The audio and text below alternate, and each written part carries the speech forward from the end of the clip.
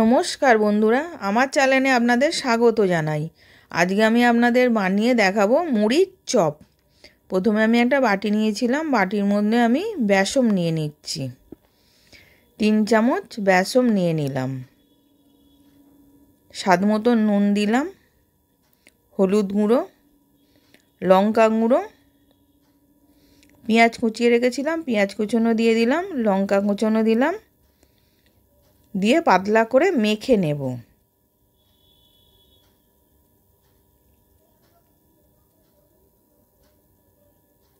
এবার পাতলা করে মাখা হয়ে গেছে। আমি আর একটা জায়গার মধ্যে 1 বাটি মুড়ি নিলাম, নিয়ে এবার বেসমটা ওর মধ্যে ঢেলে ভালো করে হাতে করে মেখে নেব। এবার ভালো করে মাখা হয়ে গেছে, আমি কিছুটা করে নিয়ে চপের আকারে তৈরি করে নিচ্ছি। আবার একটা ওরম করে দেখাচ্ছি, ওরম করে কিছুটা নিয়ে হাতে করে পাকিয়ে চপের আকারে তৈরি করে নিলাম।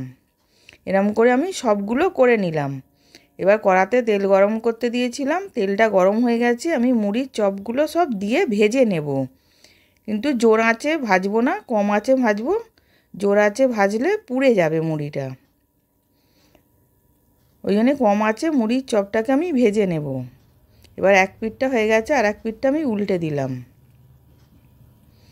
এবার দুদিকটাই ভাজা হয়ে গেছে, আমি তুলে নিচ্ছি। এবার মুড়ির চপ রেডি হয়ে গেছে সার্ভ করার জন্যে।